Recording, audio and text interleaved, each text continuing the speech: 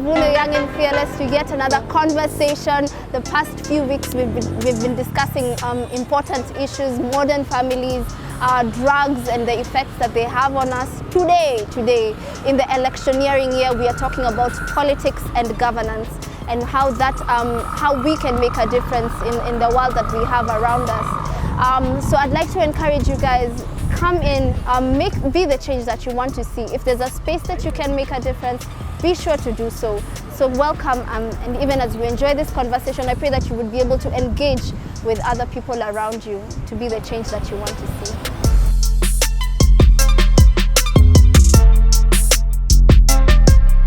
Hey, what's happening, Mavuno, Young and Fearless? Welcome once again to yet another conversation. Gumzo Mtaani.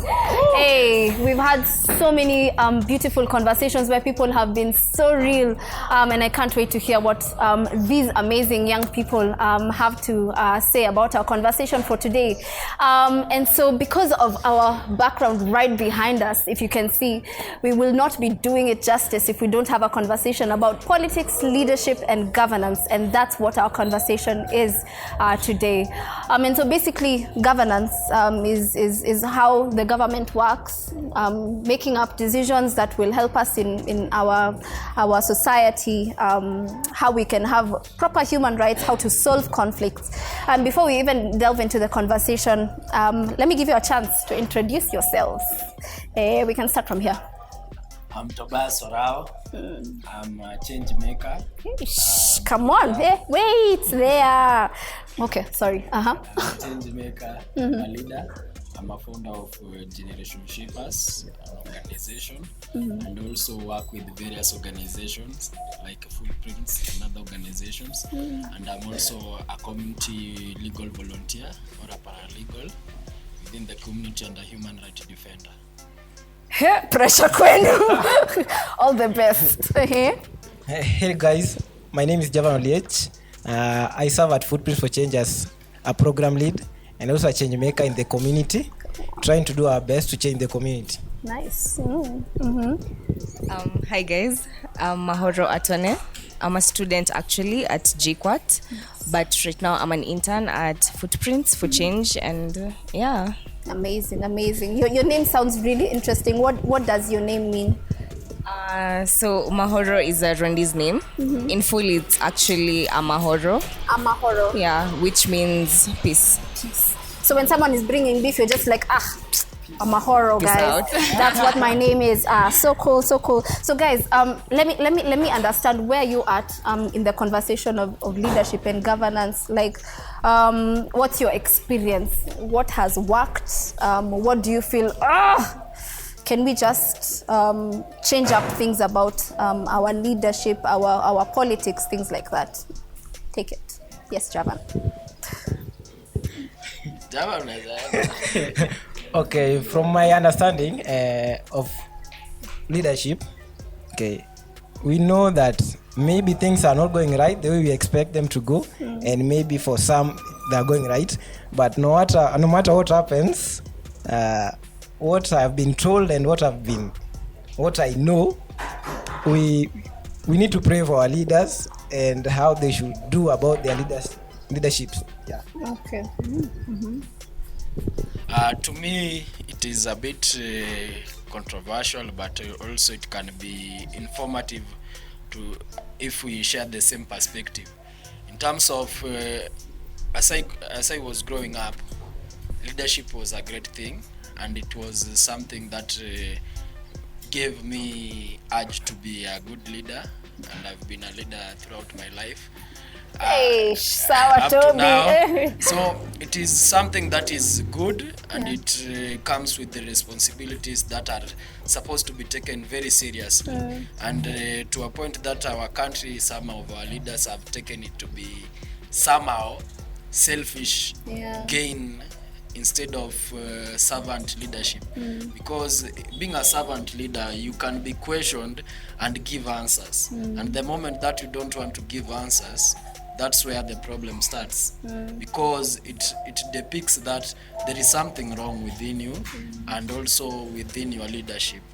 And it's upon us, young people, to take charge of what leadership really entails and speak out, because leadership with money, it doesn't make sense. But leadership with humanity, it really makes sense, because it is human-centered, and it talks about the emotions of people, what they are going through and what they feel, but not the feeling of the money. Like right now, we are facing a very tough leadership crisis in our country. Yeah. They hiked prices of things. Right now, a liter of oil is I know. 140 shillings, or some are 200 shillings. You understand? Yeah. And our leaders are talking. They don't want to touch that part. Yeah. And why is it like so? My analysis is that it is because they want to get money for politics. So now they are trying to bank in some amount of money so that they can. That is my assumption, and it is not substantiated well, but that is the assumption that I'm riding on. But it is not good. Let's go back to human-centered leadership. Nice. Hey, spoken like a change maker, my friend. But Mahoro, I like what Toby says, that this is such a conversation that it's people normally stay far away from. Like, what do you feel? What has your experience been when it comes to the conversation of leadership, politics? In my own opinion, I think leadership starts from us citizens, as voters, because we are the people who choose the leaders, you know. Utaendapo, you know, uangalie leader mwenye unataka, wewe ndio utaweka. But right now, una nini suti ama you actually look at like what they have to offer. And I think right now that's the thing. Watu wanaangalia suti. Au wamekuwa kwa game so much. But we have so many young minds, so many young people who actually have great ideas and vision for this country. But because ule amekaa kwa game sana, huyo ndo tutachagua. Unaona, it's crazy. Like, I think people should be open to young people, even if they haven't been in the game for so long, but just look at how they speak, what their manifestos are, and I think we'll see change. Nice. And so even as you answer that, I think, because for us to see how to move forward, most times we have to think about what happened in the past. So even as you figure that out, like, what do you feel has worked in the past? What has worked in the past? Yeah. Before I answer that, let me add on a compliment on come on. My two change leaders are saying. You know, they have got points. The problem with us citizens is that we are used to complaining a lot. We just complain, and we do nothing. Like, we just say, like, that leader is a bad leader. They do this, they do this. What are you doing in your space to try and change? Just do something small. That's small thing. Step by step. That's just as Moro is saying, it starts from us. That's true. I like what you're saying.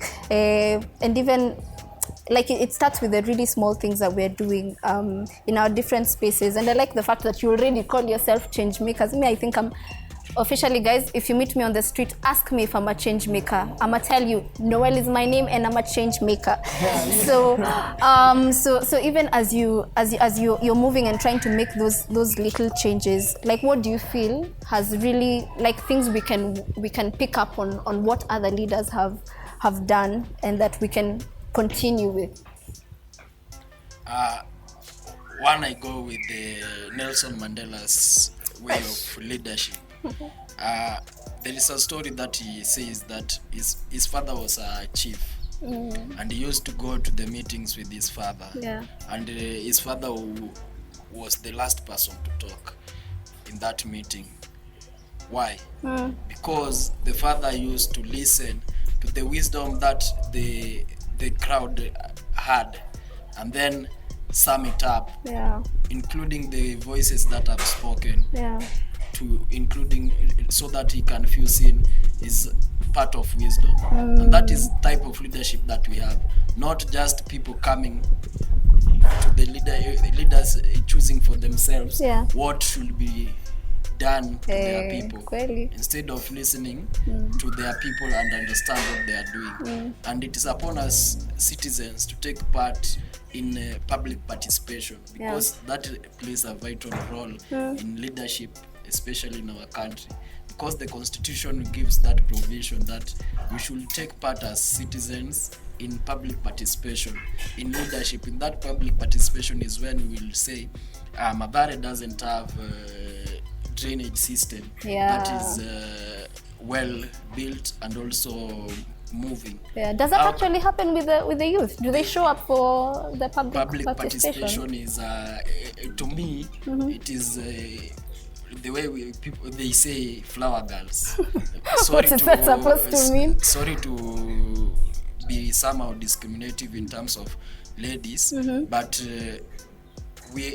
public participation is just to show that people are there, and then you give consent to what was written down. But people are not talking about what is the vital issue that is happening. Watu husoma kwanza hata hizo vitu.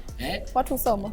Watu wanasoma, wanaletewa papers, but the public participation should be whereby you say what is ailing your community. Yes. What is ailing your community. If you see the problem is insecurity, how can we bring up security? And how can we, what role should I play as a citizen in bringing up security? And if it is something else, we say it there and then. But the problem that happens, because we, especially in Nairobi, we are busy. We are busy, so we want to delegate some other tasks that are vital to our lives with other people, so that when a politician brings you as a written copy, you just consent, but you don't give your perspective and your views how things should be done.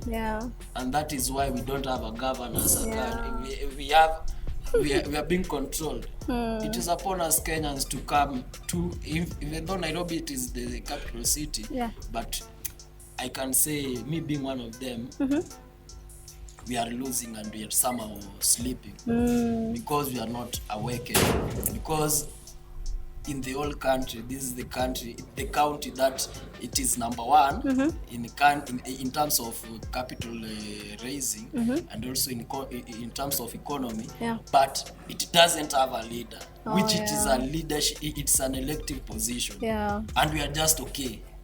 And when somebody raises that issue, you are the same people who are educated and well built. They tell you that you are doing something that is wrong, and they are the people who will tell you that you are treading in a wrong ground, the wrong ground, which you should cherish your life. Yes. If you guys can see some smoke, there's fire up in here. This conversation is just there's someone who's really passionate, and I think just so people can really understand where you're coming from, we had a conversation with this young change maker, and he mentions that he's been in places where he's been able to influence policy. I'd like you to share a little bit about that. I took part in terms of our organization.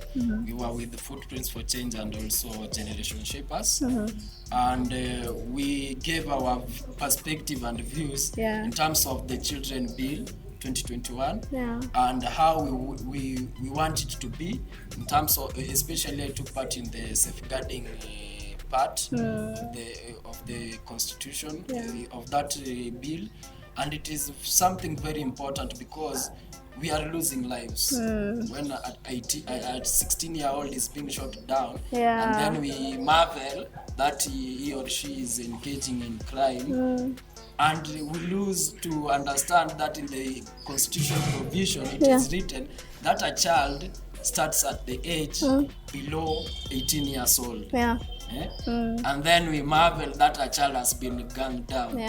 And we have a correction facilities, and we have very many aspects of how we can be able to deal with the issues that these children are doing, of which we have to just follow the rule of law. It doesn't choose who am I, or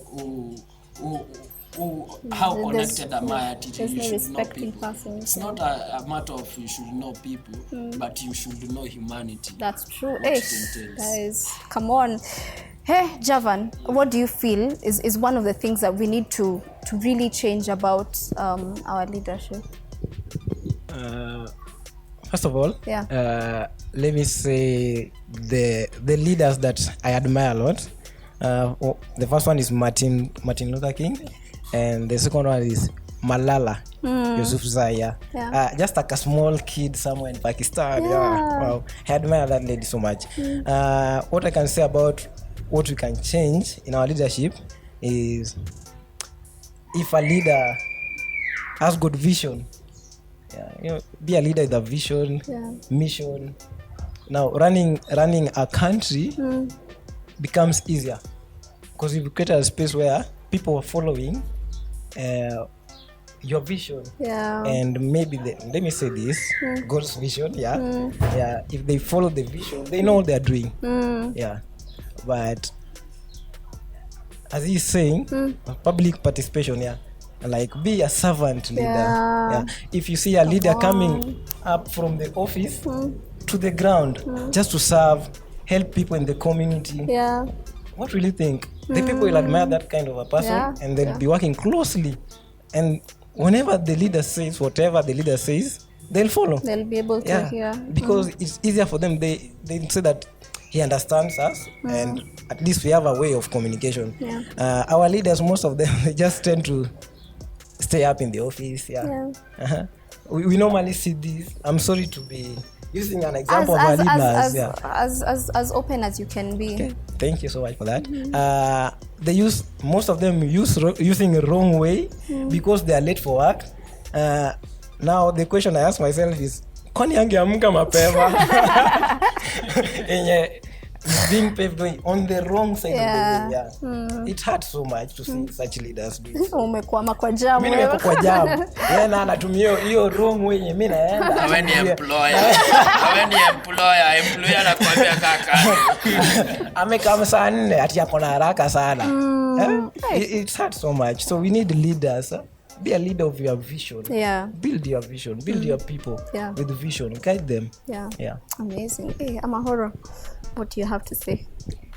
As I said earlier, leadership is all of us citizens. It starts from us.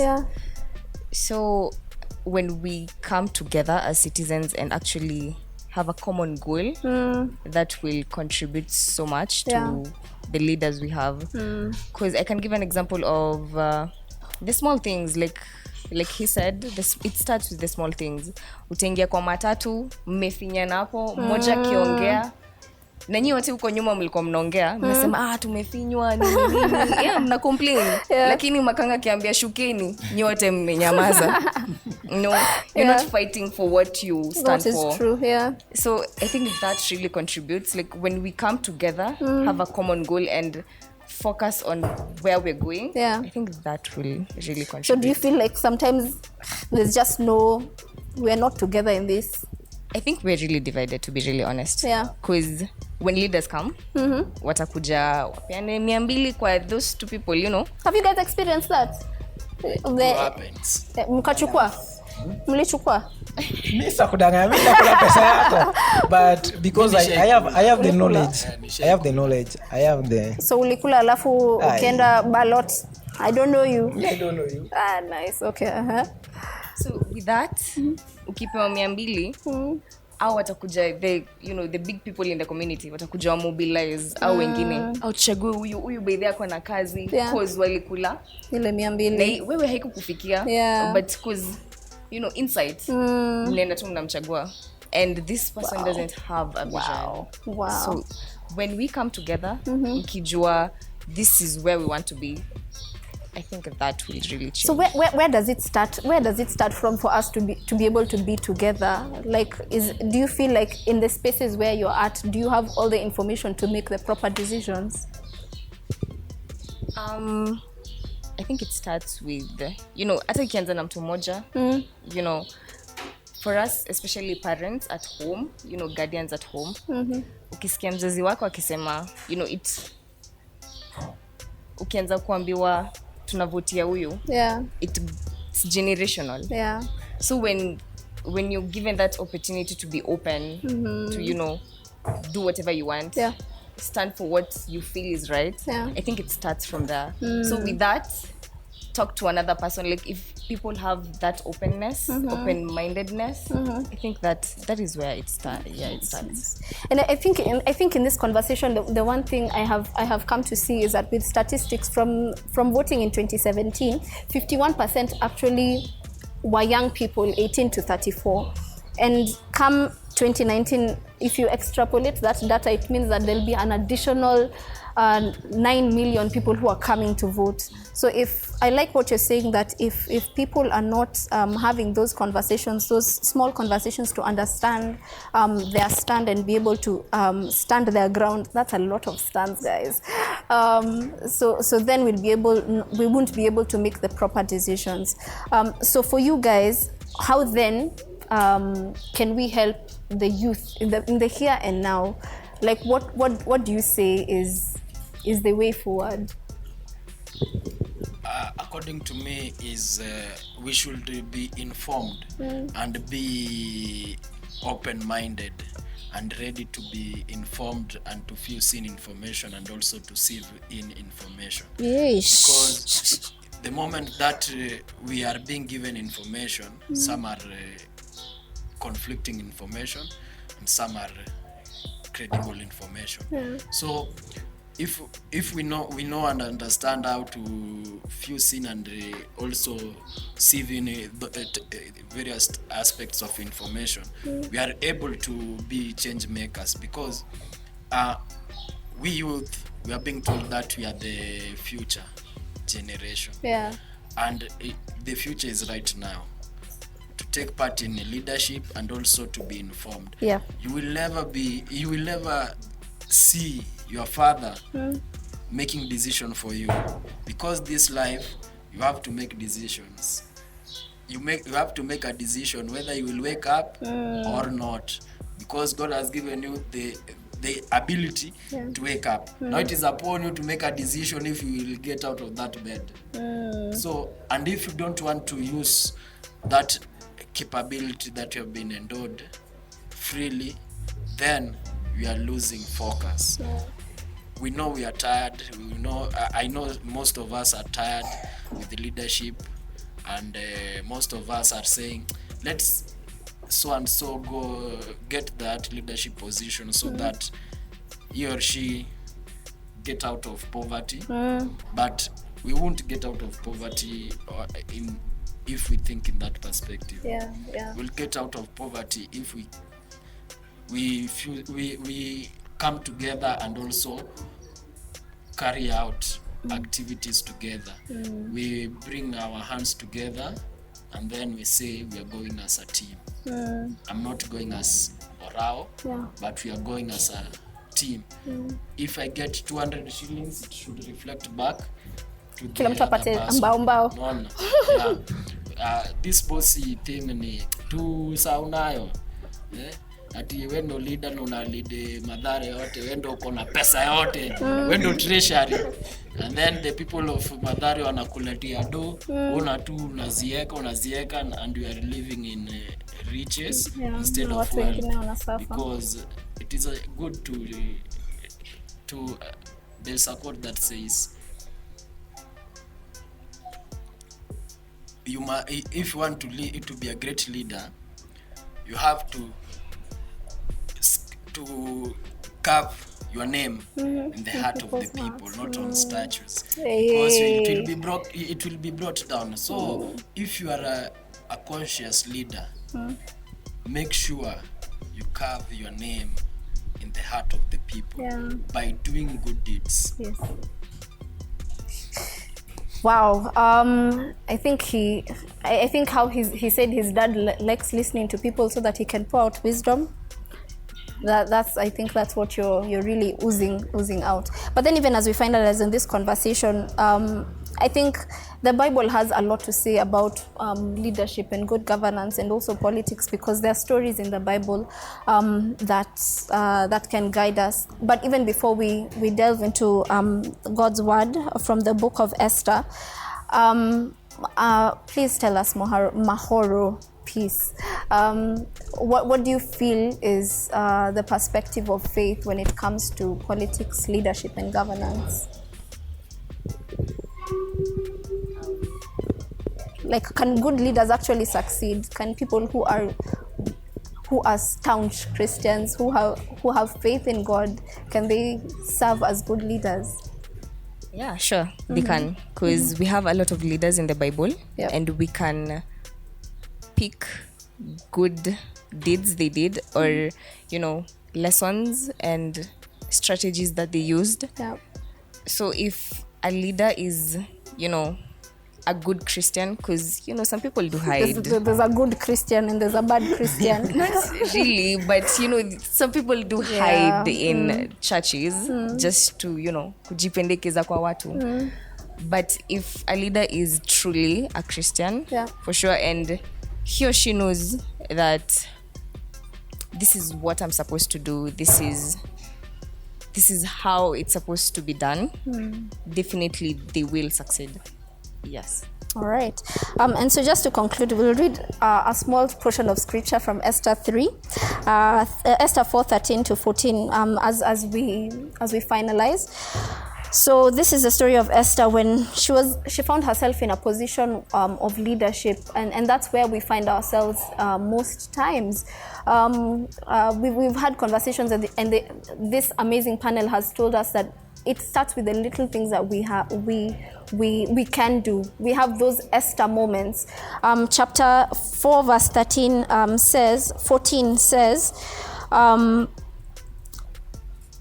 chapter 4 verse 13 actually, don't think that because you are in the king's house, you alone of all the Jews will escape.